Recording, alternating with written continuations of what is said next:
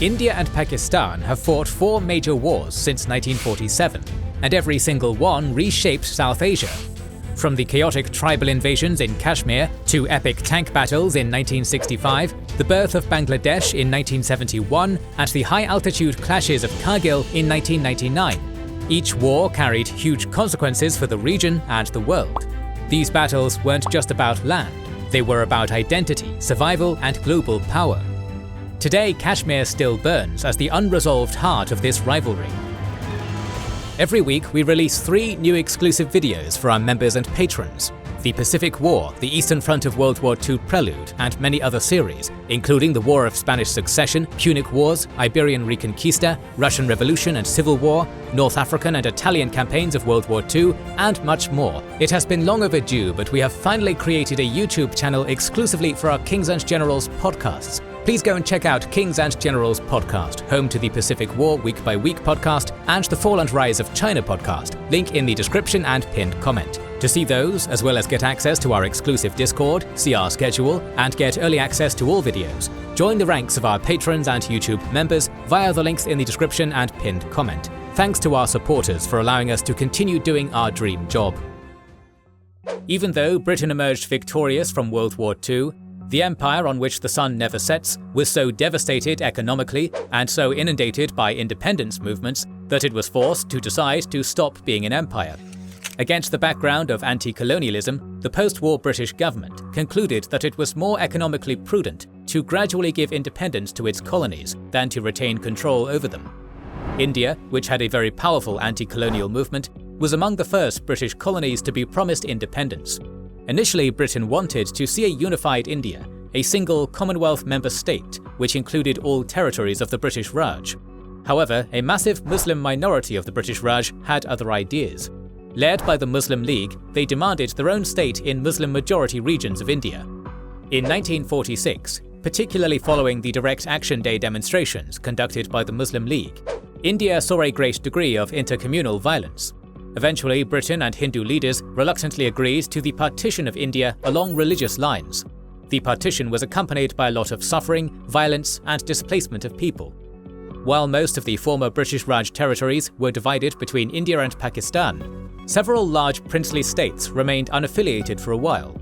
Their fate was going to be decided later, which paved the way for even more uncertainty and conflict. Jammu and Kashmir was one of these states. Now, we're not going to dive into the details of partition, ideas, and political discussions behind this painful process, since our main focus here is the military aspect of the First Indo-Pakistani War over Kashmir. If you are interested in the political aspects of the partition and this war, you can check out the video by our other channel, The Cold War, on this subject. But what is Jammu and Kashmir? Why are India and Pakistan still fighting for this region? Throughout recorded history, this region has been ruled by Hindu and Muslim dynasties, before falling to the Sikh Empire in the early 19th century. But their rule lasted only 2 decades, as the British Empire took over Jammu and Kashmir in 1846. This region is mostly mountainous, geographically divided into 4 main parts: the northern areas, Ladakh, the Kashmir Valley, and the Jammu region. The geographical barriers have played a crucial role in maintaining the local ethnic, cultural, and linguistic differences in Jammu and Kashmir, since communication between different parts of Jammu and Kashmir in such tough terrain has always been challenging. At the time of the partition in 1947, the infrastructure of this princely state was fairly primitive. The all-weather roads were connected to Pakistan. The railroad into Jammu and Kashmir was also going through the region of Waziristan, which became part of the Muslim state after the partition. There were only 2 roads connecting Jammu and Kashmir to India, but they were fit for use only in good weather. Hence, most of the commodities came to Jammu and Kashmir from Pakistan. Moreover, 77% of the population of the state were Muslims. But the ruler of Jammu and Kashmir, Maharaja Hari Singh, was a Hindu. Along with that, the most influential Muslim politician in Kashmir, Sheikh Abdullah, was against the partition of India and was not a proponent of joining Pakistan at all. To make everything even more complicated, Kashmir was a strategically located region on the intersection of India, Pakistan, the Soviet Union, and China. In that sense, the Himalayas are a gateway to both India and Pakistan, hence control over this region would give an important defensive advantage. In theory, the Independence of India Act allowed princely states to join India or Pakistan or stay independent. The Maharaja preferred to stay independent, but in the absence of this option, Plan B was to join India. Over the summer of 1947, tensions in Jammu and Kashmir between the Muslim majority and the Hindu government turned into violence. Muslims started to accuse the state government and Hindu militant groups of violence against them. They started to organize in Poonch. In response, the Maharaja government demanded all Muslims in this area to surrender their weapons, and some indeed complied. But then the rumors of these weapons being given to Hindu and Sikh militant groups only exacerbated the tensions. On the 24th of August 1947, Muslims started a rebellion in Poonch. Simultaneously, rumors of violence and pogroms against Muslims spread in Pakistan. In September, the Pakistani government started withholding supplies to Kashmir in an attempt to exert pressure on the Maharaja government. There are different versions of what happened next. Pakistan claims that in response to the violence and discrimination of Muslims, Pathan tribes mobilized at their own volition to fight for their fellow Muslims against the Hindu oppressors.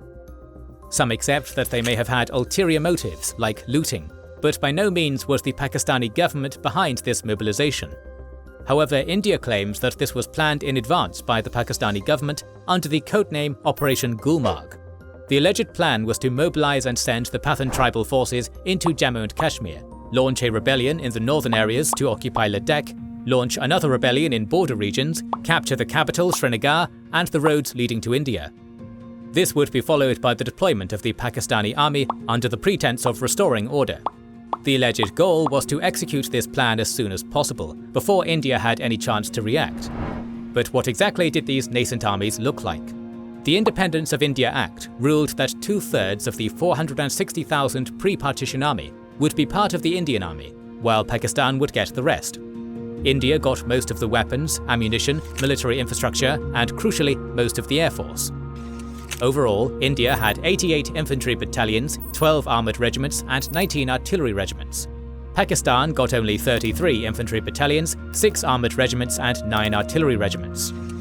The fact that the British Indian Army mostly consisted of Hindus and Sikhs also had a negative impact on the quality of the Pakistani army, since it lacked experienced commanders and, in general, had a shortage of officers. In the Kashmir War, Pakistan also had several thousand Pathan tribal militias and local Muslim rebels fighting against the state forces and later the Indian Army.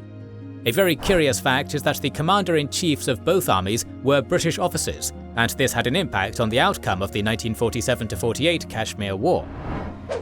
By September 1947, the Pathan tribal militia started making regular incursions into the border areas. Along with that, thousands of demobilized Muslim World War II veterans were forming militias and causing trouble for the Maharaja's army. Muslim soldiers of the Maharaja army were defecting to fight for the other side. By October, the state army was significantly overstretched, despite some personnel and supply aid from fellow Hindu states. The situation was ripe for a general and decisive offensive. On October 22nd, 2 groups of Pathan militia invaded Jammu and Kashmir from 2 directions. The first was the Abbottabad Gahi Habibullah Muzaffarabad, with the capital Srinagar being the key goal.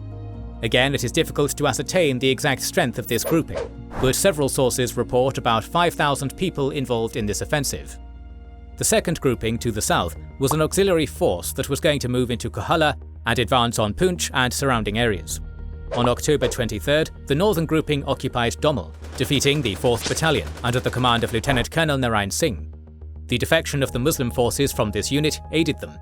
The Pathans continued their advance on the capital, Srinagar, and they were only stopped in Uri by some 200 soldiers stationed in Srinagar under the command of Brigadier Rajinder Singh, who destroyed the bridge over the Uri River and conducted a fighting withdrawal to Baramulla.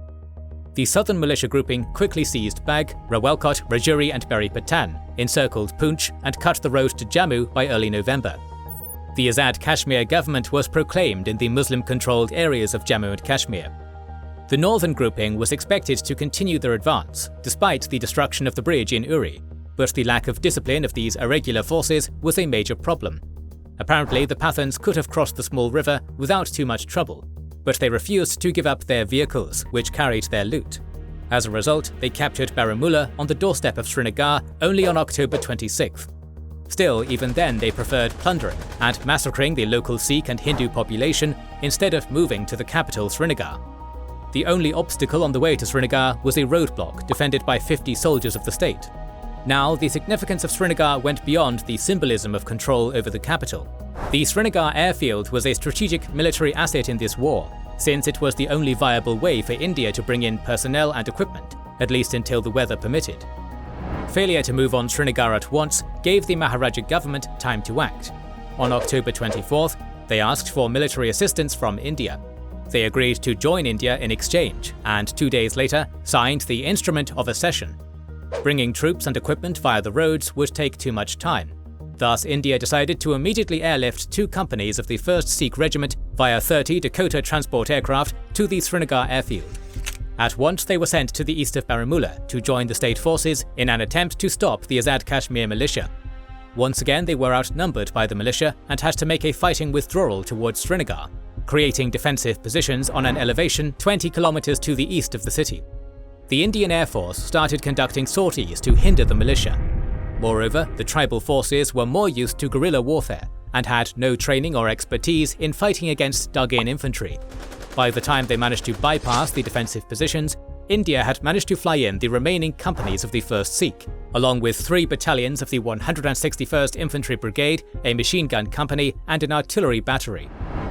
Aware of the deployment of the Indian army to Kashmir, the Pakistani leader Muhammad Ali Jinnah ordered the British Acting Commander-in-Chief General Gracie to send the Pakistani army to Jammu and Kashmir, but the latter refused this order. The British did not want the situation to escalate further, and strangely, the Pakistani leadership did not bypass the British commander to make this crucial decision. As a result, by the time the Pathans managed to bypass the main Indian roadblock and defeat the Indian unit in Badgam, just a few kilometers away from Srinagar airfield, India had managed to deploy a sufficient number of troops to stabilize the situation. The Pathans had now reached Chalateng to the north of Srinagar and prepared to assault the capital. The Indians defended with the 1st Sikh and 1st Kumaon regiments, along with a company of the 4th Kumaon regiment, while the 7th Light Cavalry was sent to the rear of the Pathans. On November 7th, the Battle of Chalateng started, with the Pathans attacking the Indian positions. They managed to hold back the attackers, while the 1st Kumaon regiment approached their right flank and the 7th Light Cavalry did the same from the rear. As a result, the Pathan militia was encircled, while the Indian Spitfires rained fire upon them. The Pathans had no chance in this situation and lost 600 to 700 men. The first major battle of this war resulted in a decisive Indian victory, as the threat to Srinagar was eliminated. The Indians capitalized on their victory and pressed on. On November 8th, they took Baramulla. 5 days later, Uri was recaptured. Pakistani sources report the extreme demoralization of tribal forces due to the lack of government support. And perhaps had the Indian army, now possessing air superiority, decided to go all the way to Muzaffarabad, they could have landed a decisive blow on Pakistan's designs on Kashmir. Instead, they focused on breaking the siege of Poonch. Elements of the 161st Brigade moved from Uri towards Poonch. In contrast, the 50th Parachute Brigade, supported by several armoured vehicles of the 7th Light Cavalry Regiment, moved from Jammu to defeat the Pakistani forces in Mirpur. The first grouping fought its way to Poonch and reinforced the defence of the city, but ultimately they failed to raise the siege. For almost a year of this siege, the Indians managed to bring in supplies through the air, thanks to their complete air domination. The second grouping entered Kotli on November 26th, but when the news of the capture of Mirpur by the Pathans reached the 50th Parachute Brigade, they decided to withdraw. Meanwhile, in the northern areas, the Gilgit Scouts unit, led by the British officers, rebelled against the Maharaja's decision to join India, captured the capital of the province, and proclaimed the Gilgit Islamic Republic in early November, which a couple of weeks later joined Pakistan. The intensity of combat decreased somewhat in the cold months. Most of the fighting in December 1947 and January 1948 took place in the Nowshera Janga sector. Generally speaking, the Pathan tribal forces and the Azad militia were much more used to fighting in the winter, while the Indian army was quite unprepared for the cold. Initially, their clothing and footwear were unsuitable for the winter. Many Indian soldiers were seeing snow for the first time in their lives. But ultimately, Pakistan was unable to take advantage of winter. The tribal forces captured Janga in December and advanced on Nowshera to capture this city and cut the Indian supply line to Poonch, but failed to do so. This allowed the Indian army to launch Operation Vijay in the south. The 50th Parachute, the 19th Infantry and the 20th Infantry Brigades, supported by armoured squadrons, recaptured Janga in March 1948 and Rajouri in April. This finally forced the Pakistani government to officially send in the regular army into Kashmir and Jammu. The 7th Division was the first unit deployed to support the Pathans and the Azad militia.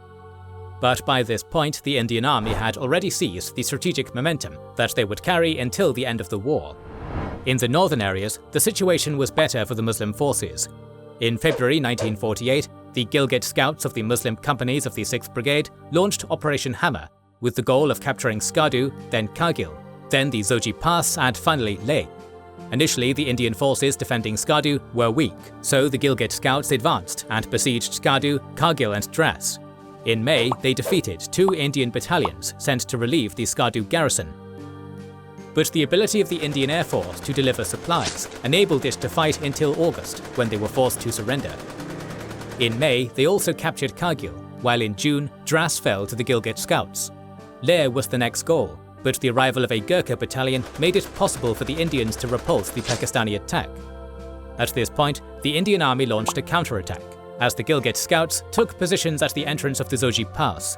This was an extremely favourable area for defensive operations, with no vegetation to conceal troop movement, while the steep mountains made it impossible to conduct armoured manoeuvres. Hence, the first Indian counterattack, known as Operation Duck, failed in September. Major General Timaya of the Indian Army devised a sophisticated plan to solve the Zoji Pass problem. He ordered an armoured squadron of the 7th Light Cavalry to Srinagar. All movement was carried out at night. Hence, Pakistani intelligence was unaware of this development, and when Indian tanks attacked the Zoji Pass on November 1st, the Gilgit Scouts were caught absolutely unprepared. They had no anti-tank weapons, nor were prepared to face tanks in any other way. Soon, the Indian Army captured Dras and Kargil. After that, the line of contact stabilized throughout the battlefield. By the winter of 1948, the global demands for a ceasefire were getting stronger. Fighting in such tough mountainous terrain and a punishing climate was taking a toll on both sides. India and the Jammu and Kashmir State Army had lost some 3,000 men, while Pakistan's casualties had been estimated at around 6,000. On the 5th of January 1949, India and Pakistan agreed to a ceasefire. Pakistan was going to withdraw its forces, while India was allowed to keep a very small contingent to maintain order in the state. The fate of Jammu and Kashmir was going to be resolved in a referendum, which has not happened to this day. The First Kashmir War has not solved this conflict between India and Pakistan. The former captured 2/3 of the princely state, while Pakistan took control of some western districts, along with the northern areas. Both sides lost a chance for a decisive victory by taking the wrong steps or lacking discipline at crucial moments. But overall, the Indian advantage in army experience and firepower, and most importantly the air superiority enjoyed by the Indian Army, allowed them to recover from the initial setback in this war. Following the partition of India and the First Kashmir War, both India and Pakistan went their own ways on the difficult path of state building. An important element of that was of course their foreign policy strategies. Pakistan was firmly in the Western camp. In 1954, Pakistan signed the Mutual Defense Assistance Agreement with the US, then joined the Southeast Asian Treaty Organization led by the United States and the Central Treaty Organization led by Britain. The United States supplied over $1 billion worth of weapons and equipment, including Patton tanks, F-86 Sabre jets, F-104 starfighters, M113 armored personnel carriers, and training to the Pakistani military, while Britain gave them Centurion tanks, Hawker Sea Fury aircraft, and other equipment. Meanwhile, India chose the path of non-alignment, which limited its capacity to modernize its army. The decisive Chinese victory in the 1962 war against India laid the poor state of the latter's army bare. This was a sort of wake-up call for India, which started to look for ways to strengthen its military. Remember, at the time, the relations between the Soviet Union and China were very bad, so pursuing closer relations with the Kremlin was a valid option for India. The USSR started supplying MiG-21 fighter jets, T-55 tanks, and air defense systems to India. And as Pakistan was getting closer with Beijing due to their mutual animosity towards India, the United States started providing limited military aid to New Delhi, including C-119 transport aircraft and artillery, while France supplied Aragan and Mystere 4 fighter aircraft to India. The sides remained too far apart in their designs for Kashmir, which prevented any meaningful diplomacy to resolve the issue peacefully. India took steps to gradually incorporate Jammu and Kashmir, while Pakistan wanted to change the status quo. Meanwhile, the tensions were rising inside the state. In December 1963, an Islamic relic, a hair of the Prophet Muhammad, was stolen from Hazrat Bal Mosque in Srinagar, causing widespread riots. In April 1964, the Indian government released arguably the most popular Kashmiri politician, Sheikh Abdullah, from prison and sent him to Pakistan to seek a diplomatic solution to the conflict. The initiator of this mission, India's Prime Minister Jawaharlal Nehru, died in May 1964, which meant that the last attempt to find a deal before the war erupted again was lost. At this point, the prevailing mood in Pakistan was that it was a now-or-never moment to take over Kashmir. They had a technological advantage, but they had to put it to use before India could establish military parity. They thought that the death of and succession to the only prime minister that independent India had ever had was going to cause trouble and instability in India. Moreover, they felt that the public sentiment in the Muslim-majority Jammu and Kashmir was decisively against India. In April 1965, they launched an offensive on the area called the Rann of Kutch and defeated the Indians in a series of battles. This small victory boosted the confidence of Pakistan to set their plan on Kashmir in motion. On August 5, 1965, thousands of Pakistani-trained irregular forces of the Kazad Kashmir Regiment crossed the ceasefire line and infiltrated the Indian-controlled areas on the way to the capital Srinagar, launching Operation Gibraltar. The Indian sources claim 30 to 40,000 militia participated in the operation, while the Pakistanis suggest a way more modest force of 5 to 7,000. The purpose of the operation was to incite rebellion among the Muslims of Kashmir and take control of key civilian and military infrastructure such as bridges, roads and airfields. But the Pakistani government clearly miscalculated. They thought that the riots of 1963 and the general discontent of the Muslims towards the state meant they could easily incite such a rebellion. But the plan failed, as no rebellion ensued, while several infiltrators were captured. The failure of the first part of the Pakistani plan allowed the Indian army to capture the momentum. On August 15, 1965, the Indian army crossed the ceasefire line and took the Pakistanis by surprise. They immediately captured several important mountain positions of the Pakistani army. The next target of the Indian army was the Hajipir Pass, strategically located between Uri and Poonch, two sites of heavy battles of the First Indo-Pakistani War. On August 26, the Indian 1st Para Battalion stormed Sank under heavy artillery barrage, forcing the Pakistanis to withdraw. On the next day, the 68th Infantry Brigade advanced on the Hajipir Pass and engaged the Pakistanis. Remember, this was an extremely difficult terrain to conduct offensive operations, and the Indian commanders made another smart decision to catch the Pakistanis by surprise once again. The 68th Brigade left a platoon to fight the Pakistani forces and keep them busy, while the rest of the Indian Brigade climbed the pass from another place, managing to outflank the Pakistanis. This forced them to retreat. The Indians captured the Hajipir Pass, taking the Poonch-Uri road under their control, making their logistics between these two locales much shorter and putting the future operations of Pakistan in this area under grave threat. This was a major victory for India at the beginning of the war. Pakistan now needed to recapture the momentum lost early on in the war they started. Even though the first phase of the war, Operation Gibraltar, did not work out, the Pakistani government decided to move forward with the second phase of their war strategy, the occupation of Aknor, a key choke point in the south of the disputed Jammu and Kashmir state. On September 1st, the Pakistani army launched Operation Grand Slam for this purpose. Thousands of Pakistanis from the 12th Infantry Division and the 1st Armoured Division spearheaded the assault, achieving a 7 to 8 kilometer advance on the first day against a much smaller Indian force. More importantly, the Pakistani army had the US-provided Patton tanks, which were way more advanced than the Indian AMX-13 light tanks. Despite the early progress, Pakistan's President Ayub Khan made a questionable decision to replace the Pakistani commander, General Akhtar Ali Malik, with General Aga Muhammad Yahya Khan due to the failure of Operation Gibraltar and for political reasons on the second day of the operation. This created confusion in the Pakistani ranks, delaying their assault. It allowed the Indians to regroup and bring reinforcements. The 20th Lancers of the Indian Army and the Indian Air Force managed to stop the subsequent Pakistani advance, and when the Indian Army launched its own counter-offensive, the Pakistani command had to shift its focus to defense. On September 6th, the Indian Army started a major offensive on the internationally recognized territory of Pakistan with its second biggest city, Lahore, as the key target. The purpose was to force the Pakistanis to divert their attention from attacking to defending, to capture Lahore, destroy as much military potential of Pakistan as possible, and force them to negotiate from a position of weakness. The Indian offensive was carried out along a wide front on three main axes.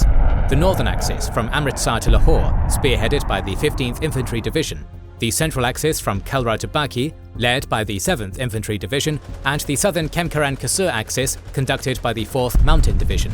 These forces were supported by the Deccan Horse and the 1st Armoured Brigade, providing tanks and other armoured vehicles for the offensive. On the morning of September 6th, the 15th Infantry Division started the offensive and quickly reached the Ichagil Canal.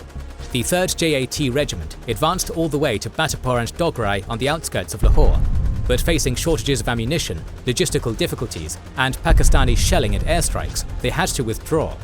However, the Indians were more successful in the Kalra sector. The 7th Infantry Division, supported by the 48th Brigade, overwhelmed the Pakistanis and captured a significant territory all the way to Berki, on the outskirts of Lahore.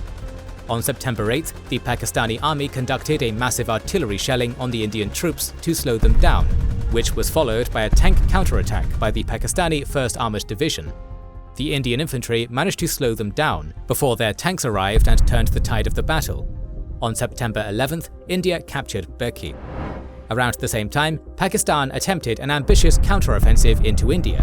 The Pakistani 1st Armoured Division, which was the most powerful tank unit of the Pakistani army, advanced on Kemkaran, capturing it on September 8th. The Indian 4th Mountain Division, supported by several units of the 2nd Armoured Brigade, withdrew to Asalatar, hastily creating defensive lines in this area. Along with laying some mines, Indians also dug anti-tank trenches in sugarcane fields and flooded them, luring the Pakistani Patton tanks to this area. They got stuck in soft, marshy ground, becoming easy targets for the Indian artillery. Moreover, Indian Centurion and Sherman tanks were placed on the flanks of the Pakistani tanks, resulting in many of them destroyed in ambushes. The Battle of Assalutar was the biggest tank battle since World War II. Pakistan lost some 100 of its tanks, against some 30 lost by India. This was a massive success for India. Not only did this victory stop the Pakistani counter-offensive in this sector, it also destroyed a significant portion of the offensive potential of the Pakistani army. The Indian army once again went on the offensive. This time their target was Sialkot, a major rail and road junction connecting Pakistani Punjab to Kashmir. Capturing it would have complicated the logistics of the Pakistani war effort in Jammu and Kashmir, along with definitely forcing it to defend in this war, after initially envisaging it as an offensive war. On September 8th, the Indian Army, consisting of the 1st Armoured Division, 6th Mountain Division, and the 14th and 26th Infantry Divisions, crossed the border with Pakistan, launching an offensive on Sialkot. They forced the Pakistani 6th Armoured Division and the 24th Infantry Brigade to withdraw to Philora, which on September 10th became the site of the first major battle in this sector. The Battle of Philora was another big tank battle and another major victory for India. The Indians attacked the Pakistani positions from three directions, with the 1st Armoured Brigade conducting an assault from the north, the 17th Pune Horse Regiment and the 62nd Cavalry Regiment attacking from the west, while the 43rd Lorried Brigade cut off the potential Pakistani retreat from the east. The Indian assault was preceded by massive artillery shelling, which weakened the Pakistani defences. The assault of the 1st Armoured Brigade on the positions of the 11th Cavalry Regiment was the main one, and it succeeded. The 10th Cavalry Regiment and the 14th Para Brigade tried to counterattack, but neither them nor the Pakistani aviation managed to stop the capture of Philora. The Indian tank forces once again proved superior, as the Indian Centurion tanks outperformed the Pakistani Patton tanks, particularly in night fighting. The 6th Armoured Division of Pakistan and other defending forces had to withdraw to Chawinda, bracing for another Indian assault. The Pakistani command sent the 8th Infantry Division and elements of the 1st Armoured Division to bolster the defences. On September 14th, the Indian attack started.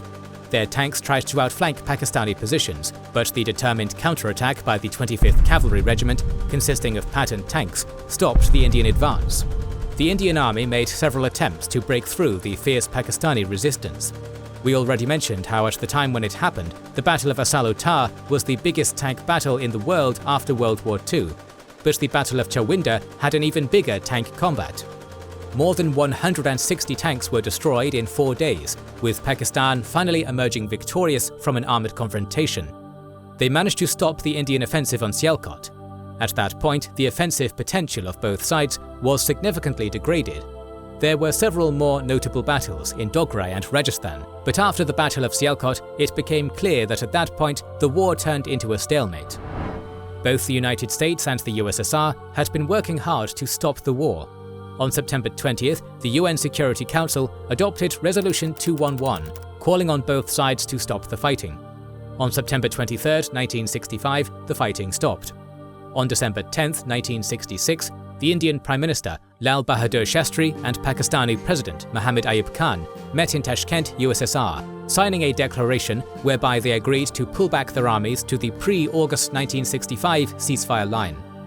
Although India had gained more ground beyond the ceasefire line and inside Pakistan, coming dangerously close to Lahore, Pakistan also captured a small amount of ground in India and beyond the ceasefire line of Kashmir.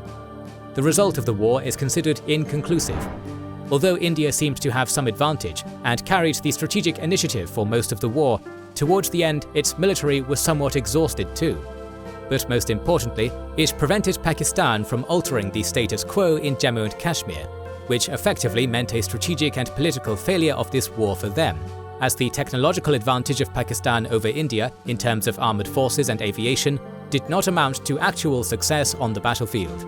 The war did not resolve the Kashmir conflict, as the sides started preparing for another round of hostilities. The partition of India, of course, led to the creation of two countries, India and Pakistan. An important detail here is that the Pakistan we know today was different from the post-partition Pakistan, specifically in terms of its borders. The partition plan resulted in Pakistan governing over two non-connected regions, West Pakistan, or modern-day Pakistan as we know it, and East Pakistan, what is now Bangladesh. But there were very clear distinctions between how these two separate territories were being governed. The seat of power was in West Pakistan, with at first Karachi and then Islamabad becoming the nation's capital. The political, military and economic elite was dominated by Western Pakistanis, and there was widespread perception of economic discrimination and political disenfranchisement in East Pakistan, despite the fact that the majority of the population lived in East Pakistan, and despite the fact that Bengali, the predominant language in East Pakistan, was the most widespread language of Pakistan as a whole. This did not prevent the Pakistani government from not recognizing Bengali as a state language, along with Urdu, immediately after the partition. This paved the way to the Bengali language movement in East Pakistan in 1952, which culminated in police firing at protesting students in Dhaka on February 21, 1952. And even though the Pakistani government eventually agreed to designate Bengali as a state language in 1956, the discrimination against East Pakistan continued. Despite providing most of the exports of Pakistan, East Pakistan received only around 30% of the state investment, against some 70% enjoyed by West Pakistan. In 1966, the Six-Point Movement, launched by the most popular party of East Pakistan, the Awami League, and its leader, Sheikh Mujibur Rahman, demanded autonomy. The proponents of autonomy were labelled separatists by the Pakistani government. Tensions were on the rise. In November 1970, just a month before the general elections in Pakistan, the Great Cyclone of 1970 struck East Pakistan, killing at least 300,000 people. The Pakistani government was strongly criticised for a poor relief response, which only exacerbated the perception of discrimination against the Bengalis. This arguably boosted the popularity of pro-autonomy or pro-secession forces in East Pakistan. The Awami League won the most votes and 167 seats in the 1970 general elections to the Pakistani parliament, clearly gaining a mandate to establish a new government. But the president of Pakistan, Yahya Khan, and the rest of the Western Pakistani elite had no intention to give power to East Pakistan, which increased the calls for secession. Clashes between Bengalis and the Pakistani army started taking place in early 1971. Bengali mobs also targeted Biharis, an Urdu-speaking Muslim population who migrated to East Pakistan from Bihar and other parts of India following the partition. Biharis were seen as aligned with West Pakistan, and were targeted for this reason. On March 1, 1971, the Bengali mobs killed over 300 Biharis, which gave the pretext for the Pakistani government to launch Operation Searchlight. On March 25, 1971, the Pakistani military, led by General Tika Khan, started a massacre of the Bengali and Hindu population of East Pakistan. The army and pro-Pakistani mobs killed some 300,000 people. These events would later be called the Bangladesh Genocide. Millions of Bengalis fled the violence to India.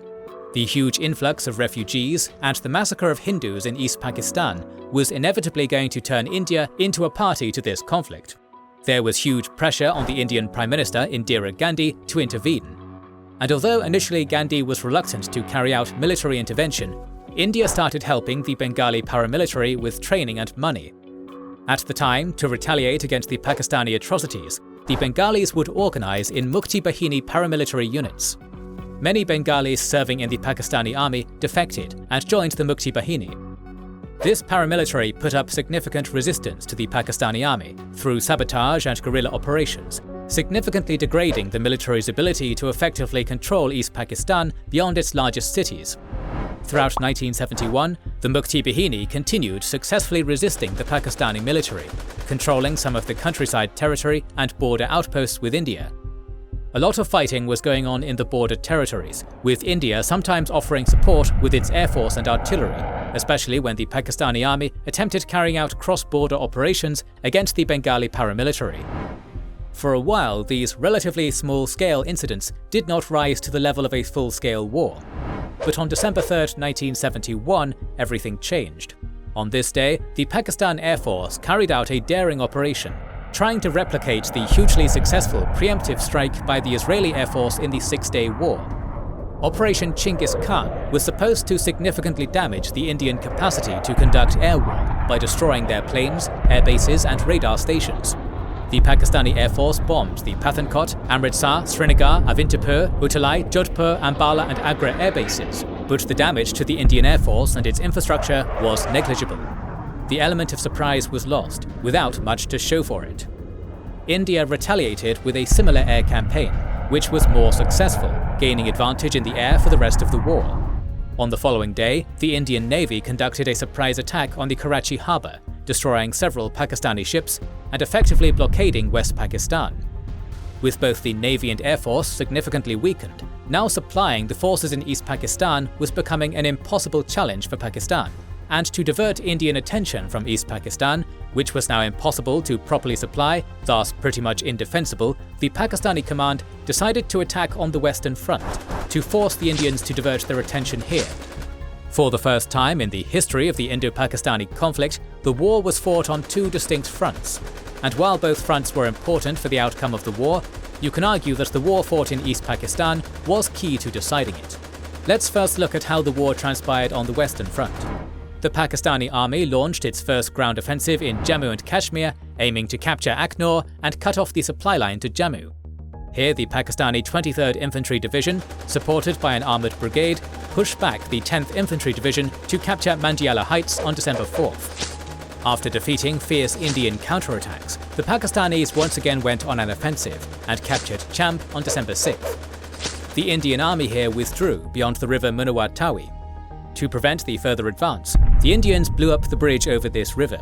On December 10th, the Pakistani army attempted to cross the river at the Dar and Raipur crossings, but these costly attacks were repulsed by the Indians. After that, this sector of the battlefield became more or less quiet until the end of the war. Pakistan captured some ground, but ultimately failed to reach its strategic goal of altering the status quo in Kashmir. A similar fate awaited the Pakistani offensive in the Poonch sector. The Azad Kashmir units attacked the positions of the 93rd Infantry Brigade to capture Poonch, but once again, just like in the two previous wars, they failed to do so. Another sector of the war was Punjab. Here both sides tried to attack. After a heavy artillery barrage, the 11th Infantry Division of Pakistan crossed the border in the Hussainiwala sector with an aim to advance beyond the Sutlej River and capture the important Hussainiwala Canal. The Pakistanis made an immediate advance, capturing a foothold in the area. The outnumbered 15th Punjab Regiment offered resistance with the help of the Indian Air Force, managing to slow down the Pakistani advance and destroy the bridge over the river, preventing the Pakistani armoured thrust on Ferozepur. Here, the 11th Infantry Division managed to capture the western bank of the Sutlej River beyond the international border, and then advanced to capture the fortress of Kaiser-i-Hind, but failed to develop their success beyond that. Another cross-border attack on Fazilka by the Pakistani 6th Frontier Force Regiment, launched on December 3rd, was also initially successful. But the 4th Jat Regiment and a squadron of the 18th Cavalry Regiment halted the Pakistani advance. Pakistan also attempted an attack on Rajasthan. On December 4th, the 18th Infantry Division, spearheaded by more than 40 tanks, advanced on Longawala. This area was defended by only 120 Indian soldiers of the 12th Infantry Division, according to Indian sources. Longawala was not initially protected by minefields, and the only thing facing the Pakistani army here was hastily erected anti-tank barbed wire.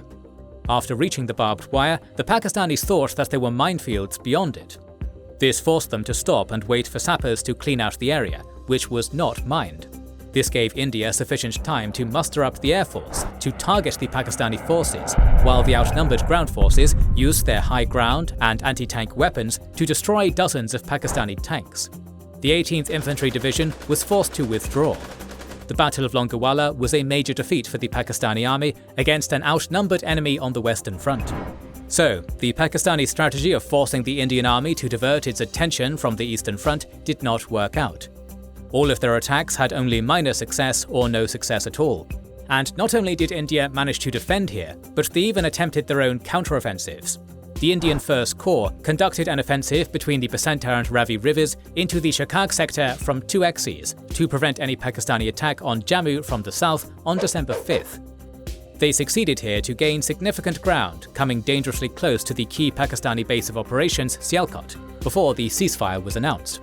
The Indian army also conducted successful offensives in the Naya Chor and the Rann of Kutch sectors, which was a further blow to the Pakistani strategy on the Western Front.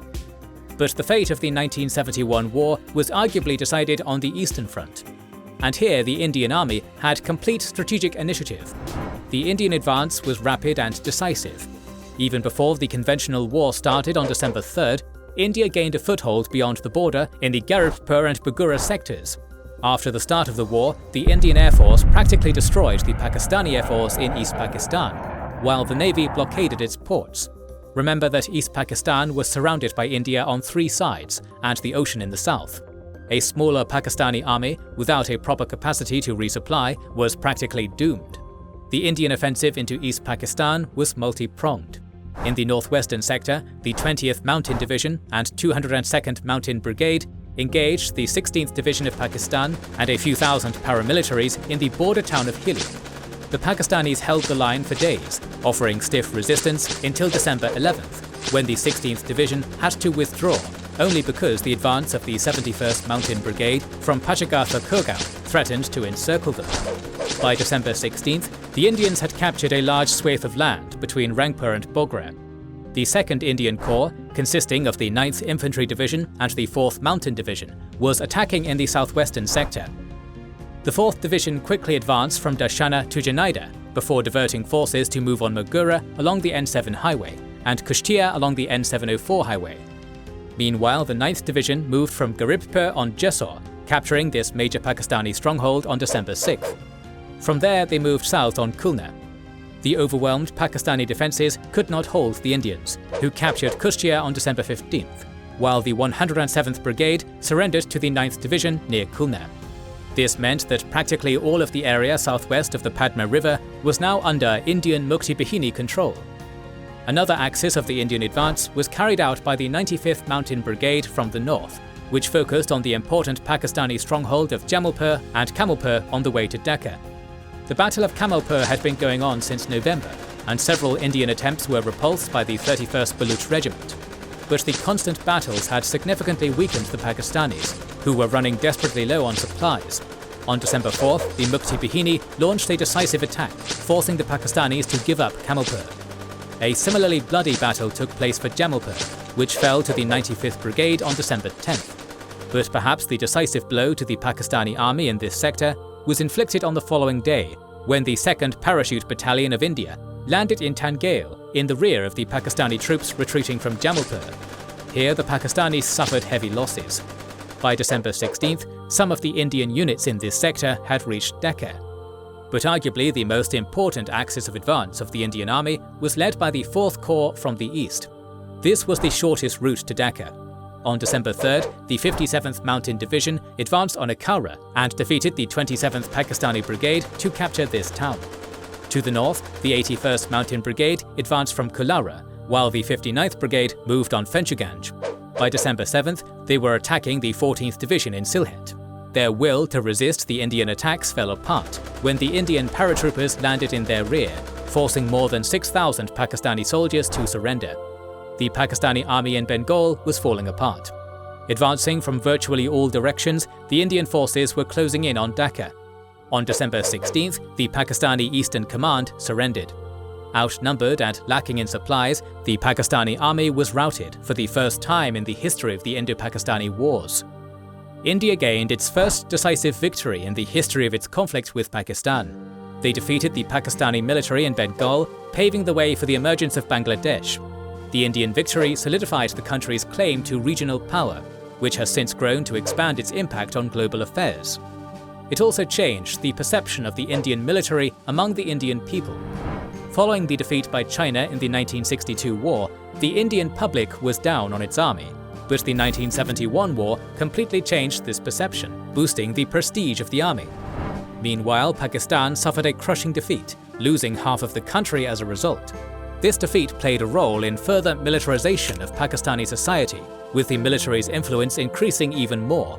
The 1972 Simla Agreement formally put an end to the war, as the sides agreed to withdraw to their pre-war positions, except in Jammu and Kashmir, where the new line of contact, based on the outcome of the 1971 war, was established.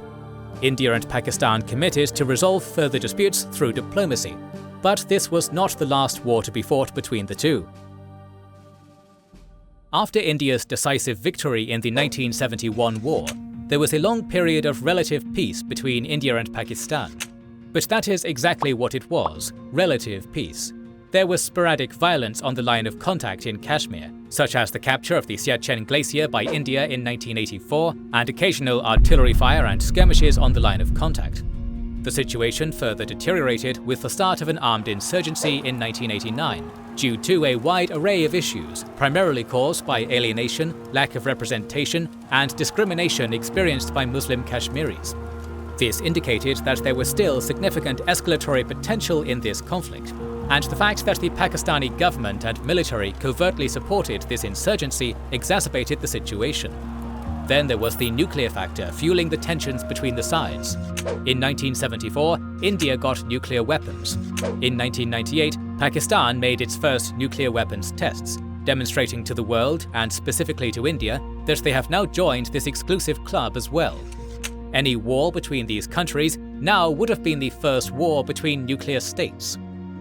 Some of these fears were alleviated when India and Pakistan signed the Lahore Declaration in February 1999. The sides committed to avoiding conflict and pursuing peaceful coexistence, while taking steps to develop mutual understanding and confidence regarding their nuclear capabilities. But as the underlying cause of the conflict between India and Pakistan, the question of Kashmir, was not resolved, the optimism regarding the Lahore Declaration was short-lived. The Pakistani military continued training and supporting the Kashmiri insurgents. Soon after the signing of the declaration, the Pakistani military launched an infiltration operation, later referred to as Operation Badr by Indian sources. Thus, the war started once again. Following a series of wars, the Kargil Mountains had become one of the sectors of the de facto border of India and Pakistan in Kashmir. Soldiers would man the inhospitable and cold mountaintop posts in the Kargil Mountains, but based on an unwritten agreement between the sides, these frontline posts were abandoned during the winter. The Pakistani forces, disguised as Kashmiri insurgents, started occupying vacated frontline Indian posts in Kargil in the spring of 1999. The area of infiltration was chosen to gain fire control over the Srinagar-Leh highway, to disrupt India's supply lines to Siachen and between Kashmir and Ladakh. The Pakistani calculation was that there was a chance that India would not respond to this provocation, and would try to avoid escalation due to Pakistan's newly acquired nuclear status and due to extremely difficult terrain to conduct offensive operations in. On the strategic level, the purpose of this operation was to remind the world that the Kashmir conflict was not over, and force India into negotiations. But very soon it became clear that this was a massive miscalculation by Pakistan. Who was responsible for this? After the war, the Pakistani Prime Minister, Nawaz Sharif, claimed that it was solely the adventurism of the newly appointed Chief of Staff of the Army, Pervez Musharraf. together with just 2 or 3 of his cronies. However, Musharraf refuted this claim, stating that Sharif was informed about this plan 2 weeks before the Lahore meeting. In any case, the Pakistani army made the first move and set the ball rolling. The Indians found out about the Pakistani infiltration only in May, when local shepherds accidentally came across Pakistanis in the Kargil mountains. Over the next few days, India conducted a series of reconnaissance activities by patrols and aerial assets to confirm this report and to understand the scale and geography of the infiltration. Once they got their confirmation, India launched Operation Vijay to retake the infiltrated front positions, Operation Safed Sagar for the Indian Air Force to support the ground operations in Kargil, and Operation Talwar to blockade the Arabian sea routes of Pakistan. Even though the latter is far from Kashmir and where the war was actually going on, the operation was very successful. Whether Nawaz Sharif was sincere in saying this or made this statement to justify the unpopular decision to withdraw his troops to end the war, we do not know, but according to him, Pakistan was reportedly left with just 6 days of fuel by the end of the Kargil War. Right from the start of ground operations, the Indian strategy was to contain the hostilities to the line of contact and infiltrated positions. Anything else envisaged a major escalatory risk between 2 nuclear states. In mid-May, India started its counter-offensive.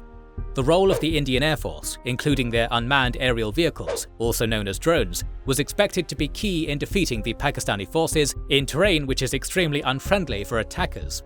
Of course, drones have turned into a key element of many recent wars, but back in 1999, India was one of the first countries to use them.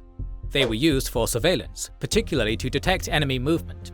The war was fought at altitudes of 4,500 to 5,500 meters, which meant that the aircraft had to operate at an altitude of around 6,000 meters. This was risky and limited the capabilities of India's MiG-21, MiG-23, MiG-27 and Mirage 2000 jets to a certain extent, but they were still used for reconnaissance and ground attacks. Indian airstrikes caused considerable problems for Pakistani logistics.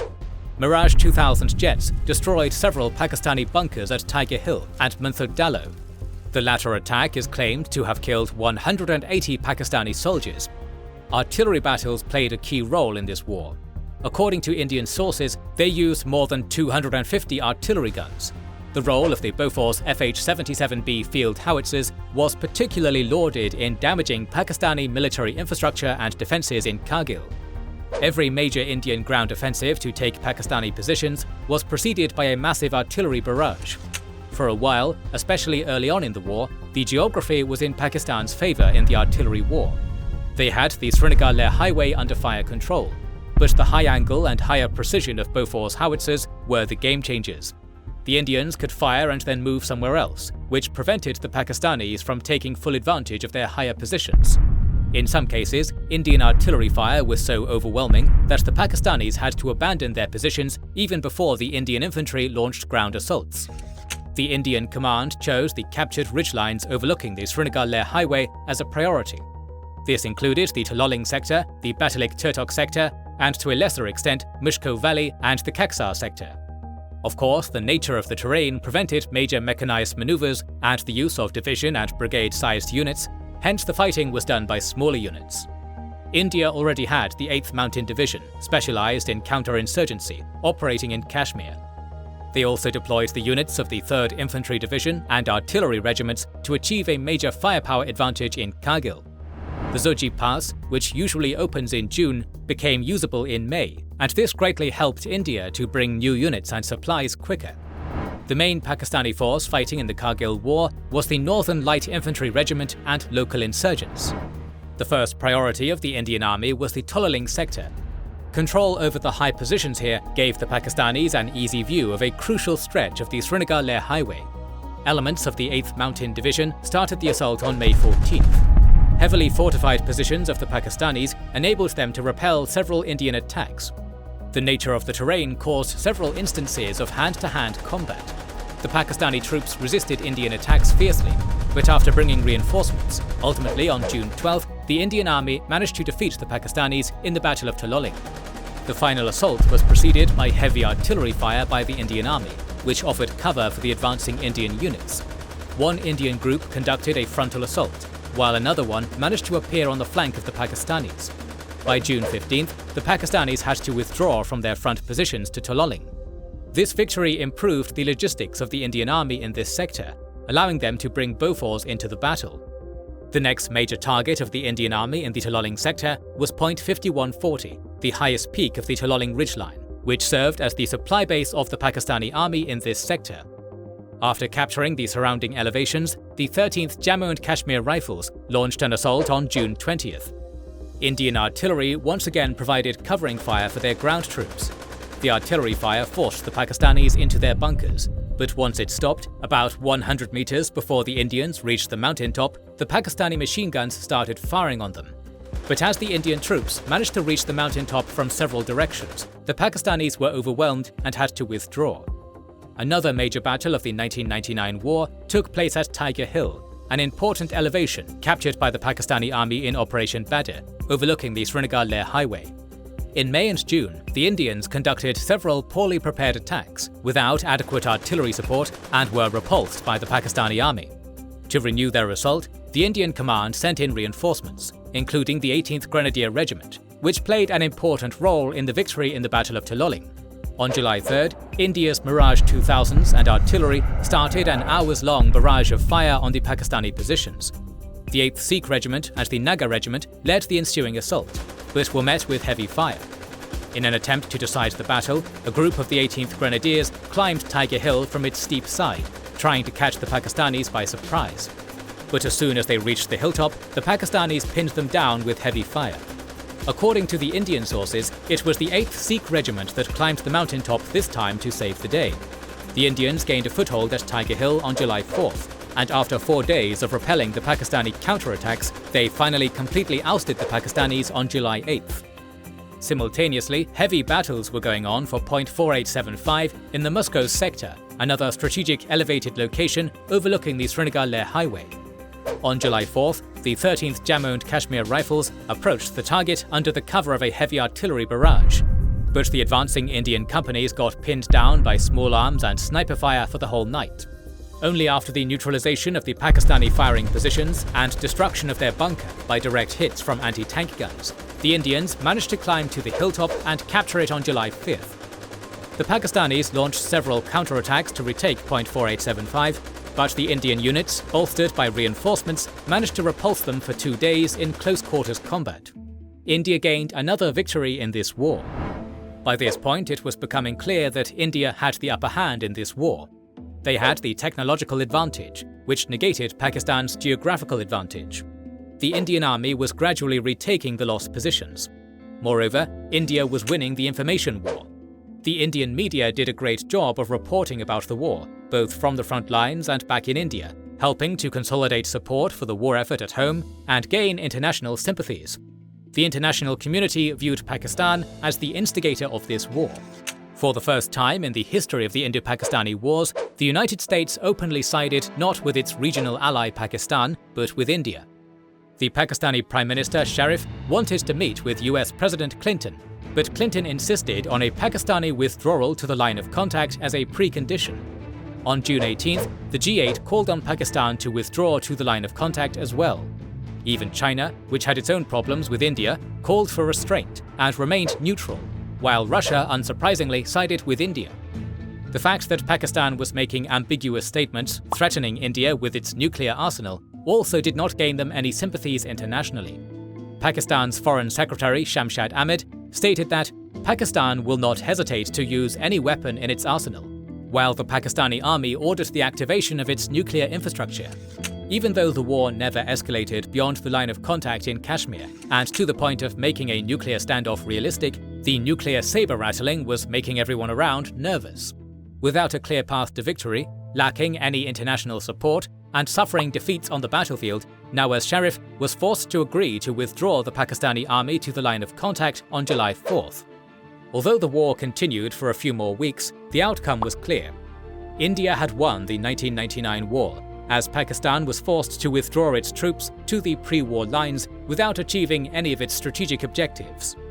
The fact that the Pakistani military still controlled some of the captured positions at the time when the government ordered a withdrawal caused significant problems in the country and enabled the emergence of the Pakistani version of the stab-in-the-back myth. The 1999 Kargil War was an important reminder that cold conflicts can turn hot if the underlying causes of the conflicts are not resolved. Even though there has not been a war in Kashmir since 1999, India and Pakistan still remain far apart in their positions regarding what may be acceptable terms to solve the Kashmir conflict once and for all.